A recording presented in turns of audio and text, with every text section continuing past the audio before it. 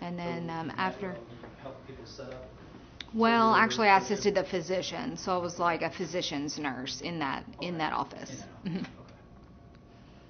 And then I became an oncology nurse navigator in 2014 when we started the navigation program. Okay.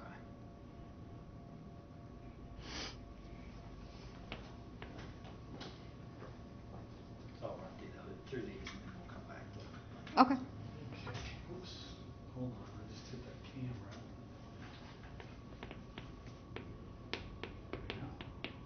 So, do you, I think Mary came out earlier, said you still help breast cancer patients? I do. A little bit. Yeah. She follows the majority of them, but I still probably have about a quarter of the breast cancer patients, and then the rest of my time is split with head and neck cancer patients and then lung cancer screening. Okay. So. Yeah, all the marketing calls to action were they were sent to oncewehealth.org /you can, and there's a form on there that they could fill out. They went to the call center, and you were Yes. able to track those. Yeah, so I guess that's going okay. The call center gets it, and then they send it to a work queue for me. Yeah. However, most of them were getting paper orders from their physician, Yeah, that's good. or an Epic order. Yeah. You know, we don't get a lot of self referrals, but it's still out there. You know, it's still good for it to be available. And it looked like Bonnie could speak more to not this week's cancer meeting, but the last one I went to. They were, I think she kind of teed it up and said we need to have a renewed focus on lung cancer screenings. Yeah, the program's getting ready to change some because Dr. Adams will be leaving. Yeah. So not a whole lot, but it'll change some. It's kind of, we're passing the torch to pulmonary to manage it, and right now Dr. Adams manages it. So, but you know, it's just an opportunity to improve, you know, what the current process is, and then pass it along to them since he's heading out of here. Yeah, and she was talking about, I forget all the terminology in Epic, the prompt that Radiant. Yes, Radiant is a system in Epic that we just it went live for us in lung cancer screening in May. And what that does for us is it's actually very similar to the way mammograms are managed. So the patient through that process gets a letter with their results, and they also get a letter that reminds them that they're due their screening. And then that program also keeps that patient on like a list so that we're able to keep track of who's getting screenings, who's due their screenings, and so forth. So, yes, on that, yes. So that program will, you know, kind of keeps them in there until, you know, they have their screening, then they fall off that list and go to another list. So, yeah. Are you ready? Yes. Did you get that? Yes, I've been, yeah. Okay. Ever since I did the little clapboard thing. Oh, okay. I've been rolling. So. I think that was probably really good. Oh, okay. Now, I had been hearing your feet tapping. Okay. I was going to tell you before you start. That's I hadn't noticed it till just now. All good. I don't think you've been. I was kind of in conversational mode, and yeah. If I can be quiet, I'll not mess it up. Well, let's keep talking about lung cancer. Okay. What are the criteria for somebody that's a good candidate for lung cancer screening? So lung cancer screening is actually covered under most insurances. So Medicare and most other insurances cover that screening for qualifying individuals. So what that means is ages 55 to 77, current or previous smokers who have what we call a 30-pack year history of smoking. So that would be 1 pack a day for 30 years, 2 packs a day for 15 years, however it calculates if they have 30-pack year history and they're between those ages. So they would qualify for an annual low-dose CT scan of their chest. So, you know, the probability of finding a cancer is we would find it at an earlier stage. You know, those folks are at the highest risk for developing lung cancer. So if you're getting annual screenings versus waiting for symptoms to occur, you're going to find it in a much earlier, much more treatable stage. So say I meet the criteria. How hard is it? Well, there's different ways to go about it. Currently, our facility, you know, it's always best to have your physician order it. What's required before the scan itself is called a shared decision-making visit. So your physician would do that with you. They go over like the risks and benefits of the screening, and so then they send in an order. So that can be done electronically or by paper. We do currently take self-referrals, in which case if a patient wanted their screening, they could call the call center of the hospital, and we would set them up for that shared decision visit is what we would do with one of our providers. So once I get the shared decision-making visit, what happens then? That provider who talks with the patient about the risks and benefits would then place the order for the CAT scan. Scheduling calls the patient. It's also pre-certified through insurance prior to the scan taking place. So then they get their scan appointment. The scans are done at Health Park Diagnostic here in Owensboro. Muhlenberg Hospital is also doing some scans as well for the low-dose CTs. The scan takes about 20 minutes. There's no fasting or anything that needs to be done. Once they have their scan, then they would usually receive a letter with their results or a phone call from one of us, to decide if an appointment needs to be made or any follow-up needs to be done. So if I meet the criteria, there's really nothing. It's not painful. It's quick. Nope. It's easy. Yeah, it takes about 20 minutes. And for qualifying patients, they really should have it every year. Just because their first scan is normal, it doesn't mean that they're in the clear 100%. We just recommend it annually. We compare it to mammograms. Women of a certain age, they get a mammogram every year. Smokers of a certain age need their lung cancer screening every year. And then after, if I meet that criteria, you've also got that data, that baseline. Exactly. So the first scan is actually, like you said, it's a baseline. So like our physicians will always compare it to that first scan or the second scan. They're going to look at all of that and they're going to make sure that nothing has changed, nothing looks suspicious. So staying with it and doing it every year is very important. So that's kind of like a point in time versus not knowing where you were the last. Right. Yeah. 20 years because you had a point in time. Right. Okay. Anything else along the lines of a lung CT? We also offer, smoking cessation information, those patients, that population of patients, if they're still smoking, we always offer resources for them. There's the 1-800-QUIT-NOW. We also have a wellness team that does a class that's called Freedom from Smoking. So those individuals will be given that information as well once they get into the screening program. What about the affiliation with UK, Market Cancer Center, whether it's Kentucky Leads or anything? Our affiliation with them is important because we're involved in their clinical trial, the Leads initiative. Do you want to? I'm sorry. You'll just restate that our affiliation with the University of Kentucky. Yeah, because when you say our affiliation with them. Oh, okay. So you want me to say university? Okay. Yeah. Okay. So our affiliation with the University of Kentucky Markey Cancer Center is very important with lung cancer screening, and it's we're involved in a trial that discusses lung cancer screening and the way it's done. They're actually going to start keeping track of how programs work, and they're kind of do like a best practice kind of thing, so that we see what works for the programs at different sites and what doesn't work. It's a fairly new or newer type of screening. It started in 2012 and it's grown now that insurance and Medicare covers it. It's grown substantially. Back in 2012 when we started doing it at Owensboro Health, it wasn't necessarily covered under insurances. So those numbers from that time period to today have grown substantially. So there really isn't any reason to not get the screening if I meet the criteria. Exactly. Yeah. Very few insurances would have any trouble covering this. Yeah.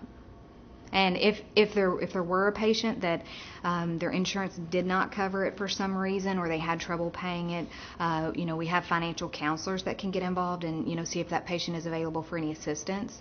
And then we also they do still offer it's a $250 rate for patients who are underinsured or not insured. Okay. Do you ever get the benefit of helping somebody get a screening and then following their care a little bit, or just offhandedly learning that you caught something early and it benefited them, whereas if Sure. they didn't get it? Yeah, definitely. I talked to a patient today. So as oncology nurse navigators, once a patient is diagnosed with cancer, we follow along with their care and make sure that they're getting the services that they need throughout their treatment. So yeah, I talked to an individual today who had a screening. It was an early stage lung cancer. He had his surgery, and he doesn't require any further treatment. And as a nurse navigator, what we do for in the cancer center is we provide the patient, once they're finished with treatment, we give them a survivorship care plan, and that documents their diagnosis and some of their recommendations for follow-up. So he was ready for that. He had completed everything, and so it was kind of like, I saw him from start to finish, from screening to diagnosis. I talked to him after his surgery, and then I provided him with that survivorship care plan. So, yeah. That's hey man. I guess in the cancer committee is where I'm starting to hear that term survivorship care plan. It sounds like you are making strides. Yes, we are. I guess too, if you're in that situation and even after you finish your care, I can't remember who I was talking to earlier. I guess one of the nurses. When you set that bird free, there's still, what do I do now? Sure. When can I breathe easy and all that kind of stuff. Right. So that document, for one thing, a lot of patients, they may be confused throughout the whole process. There's a lot of information coming to them at one time. So this document actually just lays it all out. You had this stage, you had this type of cancer, this was your staging, this is the treatment you received, the names of the chemotherapy you received, the doses of radiation you received, and these are the guidelines for your follow-up. So it may say, the NCCN recommends you get a scan at X intervals and you follow with these physicians, so that just lays it all out for them. And then it gives some general well-being, information, usually things about nutrition, weight loss, and we just try to provide them with other resources we have. Usually at that time, it's a good opportunity for us to talk about smoking cessation with that patient if they still smoke, and then other programs that we have, like the exercises medicine for patients who want to lower their BMI to a healthy, range. So it's a good opportunity for, overall survivorship and wellness. That's great. That's awesome. Explained it very well, too. Thank you. I'll loop back through these breast cancer ones now. Okay. We covered lung cancer screening. I think so, Pretty yeah. comprehensive. Okay. So I'm not sure if we did this already, but state your name and specialty. So my name is Colleen Brey. I'm an oncology nurse navigator. I'm a certified oncology nurse, and I've been at the Cancer Center for close to 13 years. So how often do you care for patients with breast cancer? I speak with and take care of breast cancer patients every day. So when dealing with a breast cancer patient, what are your goals in the role that you serve? I think a huge goal for me is that the patient has enough knowledge and confidence in their treatment team to make the decisions that they need to make.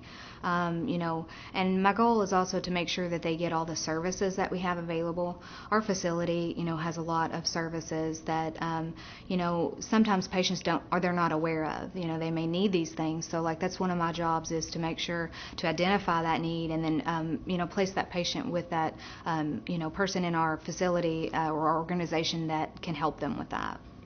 So did you say that the Nurse Navigator program was started in 2014? It did. Mm-hmm. Talking to you and Mary today both, I can't shake the fact that people don't, layman on the street, for lack of a better term, doesn't understand that. So some of it's lack of awareness, and some of this will hopefully help for that. But sure. Maybe talk a little bit about how the Nurse Navigator program got started, or okay. how it's been in effect. Sure. Yeah, so we started at our facility in 2014, and the Nurse Navigators, what our goals are to, limit any barriers that patients may, or actually decrease any barriers that patients may have to their treatment. Barriers could be knowledge deficit of their diagnosis. Some patients, actually just, they may need help getting here for their treatment. They may need financial assistance. They may need certain ancillary services that we have available.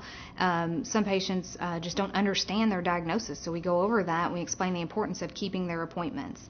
Some patients, any barrier to care, we're going to try to identify that and help them deal with that. So we would follow them from start to finish. So from the time they're diagnosed and they are given their diagnosis by their physician, we kind of pick up from there and we say, hey, I'm a support person for you, an advocate for you, so I'm going to follow you throughout this. We provide them with education, and then, like I said, we would steer them to the appropriate resources if they need them. And we would check in with them throughout their treatments, whether it be face-to-face visits or by telephone. We can accompany them to some of their appointments if needed. Some patients who don't have a big support system, it's even more important for them to lean on their nurse navigator. Some patients don't have any family or anything to lean on. And so we started in 2014 following breast cancer patients because it's one of our top diagnosed. We have a lot of breast cancer, so we started with that, and then now we actually have more navigators, and we're following more and more cancers: lung cancer, prostate cancers, head and neck cancers. So we're hoping to really that every cancer patient here will have a navigator. That's our goal. So safe to say that. I'm going to ask, is it safe to say that you guys are kind of the one call with questions? Sure, yeah, they always call with questions. We recommend that. Now, if a patient has, an actual very clear medical need, we always will say call your physician. But if they say, hey, I have this appointment, should I go to this first or that first? Or this doctor told me X amount of treatments, how many is it? I really wasn't sure. Those types of questions we want to deal with. Or if they hadn't, like I said, need any of those other disciplines. We have dietitians, we have social workers, we have financial counselors, we have nurse educators. So sometimes these patients have a need that I may be able to steer them to that person. I guess too, if they're sitting there in front of you and you're helping them, you may be able to ask questions to get out of them. You don't realize you're going to need this person, and we have this help. Right. So yeah, we have a questionnaire that we go through with the patient. We also have genetic counseling. That's one thing I hadn't mentioned. So some patients will say, just right off the bat, they go ahead and tell me all their family history. So then, I may say, well, definitely bring that up with your physician, or we may even go ahead and let the physician know that so that they can, get the patient to that genetic counselor or have the genetic testing if they need it. Who will typically order genetic testing? It can be any of their physicians. A lot of times it's the surgeon, but it can be the medical oncologist. Sometimes the OBGYNs are doing it. More and more, this genetic testing is being done. And then, like I said, we have genetic counseling available to the patient here at Metro Memorial Cancer Center. So that's actually the genetic counselor is the person who actually, will counsel them on either before those results. Usually it's, ideal to do before they get their results, but, after the results. Still come here? She was. We have a new one. Her name is Rachita Neekum. Yeah, still through the same service, though. Mm-hmm. If you could say two things to breast cancer patients about the care that they would receive at Northward Health on a positive note, what would you say? I would say we have excellent care for breast cancer patients. We have pretty much everything that they would need. They're going to be cared for, whether it be medical oncology. We have great surgeons. We have great radiation oncology. We have, the best technology and, and knowledge base here in Owensboro. Get a little personal. Do you have a personal story, someone you know or love that has ever been faced with breast cancer outside of your patients? My mother actually had breast cancer. She was 45. And she had very early stage breast cancer. She had surgery and radiation, and then it actually had a recurrence 4 years later. So had surgery again and reconstruction. But she was very happy with the care she received here. She had her first surgery and her radiation here. And then her second surgery she had here. At the time, we did not have reconstruction, a lot of reconstruction options here in Owensboro, but we certainly do now. So that's another service we talk to our patients about, that, we have excellent reconstruction doctors here now. But yeah, my mother, she's doing well now, but it was found on mammogram in early stage. So we get to talk to Dr. Ben tomorrow. You do? Yeah. Good. Yeah, I was just thinking, that's a great segue. Yeah. Right into him. Yeah, they're great. Yeah. Exactly right.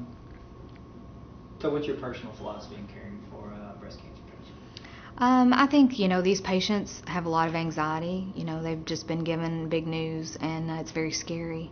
So what I try to do, my personal philosophy is whatever I can do, whatever I can do to help ease their anxiety, is my goal. Do you mind throwing that over? Because that might be Sure. hard for me to Okay. get that philosophy Sure. going in there. So just Okay. what's your personal philosophy? So my personal philosophy would be, with these patients, they have a lot of anxiety. They've been told, a lot of information, usually devastated, they're devastated. They have a lot of anxiety. So my goal is to decrease that anxiety and distress in any way that I can. Sweet. Statistically, 1 in 8 women in their lifetime could get breast cancer. But the 5-year survival rate, if it's caught early, is 99%. So Right. what would you say to a lady that's over 40? Right. Get your mammograms every year. Yeah, don't miss one. So that's very important. There are programs available for patients if they feel they can't afford them, or if they're underinsured or not insured at all.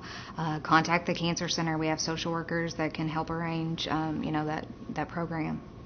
That's a great plug, for lack of a better term. Do you sit on the tumor board or the multidisciplinary team? Okay. Can you tell us the benefit of the multidisciplinary team in Owensboro? Sure. Yeah. So we have a breast program, a breast leadership program, and it's a committee that meets quarterly. And so it's all the disciplines get together and discuss, the guidelines, the standards, what are we doing to meet those? Is there any improvements we need to be making? So those committee meetings are very important. It's important that we all work together. There's breast cancer is it's complex. There's a lot of details involved, and so each patient is different. You could line up 10 breast cancer patients, and they would have 10 different scenarios. And they all have different needs. So we actually have, the staff and the disciplines to meet those needs. So it's important for us to work as a team.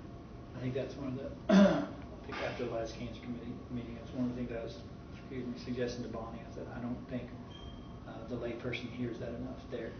If you took 10 different breast cancer patients, say they're all 40-year-old women from Philpott, they're all individual. Right. But that multidisciplinary team helps look at them. Yes, individually. definitely. Because I think, even with the people I know that have had cancer, it's like I still tend to, in my mind, wrongly think, well, if you had this and you are a 40-year-old woman, right, you're going to be treated the same way Jane was. Like, no. With today's technology, we were able to find out so many different details about that patient's breast cancer. So that's why I say, each patient, even though, it's comparing apples to oranges to pears to bananas. They're all fruits, but they all have different qualities and different details. So yes, they may all be treated in just a little bit different ways. I don't know if this will make it in or not, but I've seen a couple articles from people much smarter than me that it looks like chemotherapy is being less prescribed for breast cancer patients. Yeah, I mean, I've seen some data or some articles come out that way, and our physicians, right? Yeah, our physicians now. So patients like early breast cancers, so patients that qualify for some testing, they may run some additional testing on their pathology. There's a couple of tests that are available to tell what is their risk for recurrence or metastatic disease. Do they need chemotherapy? So our medical oncologists, if needed, that patient will have that test. And then that gives our physicians more information on should we give chemotherapy or not. So yeah, I can't really speak to those articles, but yeah, I mean, our medical oncologists are, of course, are up to date on all of that. Do you know much about the American College of Radiology? American College of Radiology's Breast Center of Excellence. Was that the breast leadership team? Well, we are actually. She probably has that on there as being. I read it was ACR, Breast Center of Excellence. We are accredited by the ACR, Okay. Breast Center of Excellence. Yes. Okay. What do you have anything to add from that standpoint? I just think it, it means that we have all the services that a breast cancer patient would need. We're recognized by that organization. That we have the surgeons, the medical oncologists, the treatment team that needed, that works together to give excellent care for that breast cancer patient. Anything else? Yeah, okay. I think that's all. You knocked it out of the park. Okay, hold on. Right. This made it easier. There we go. Okay. Don't want you to stand up. Okay, thank you. I want to knock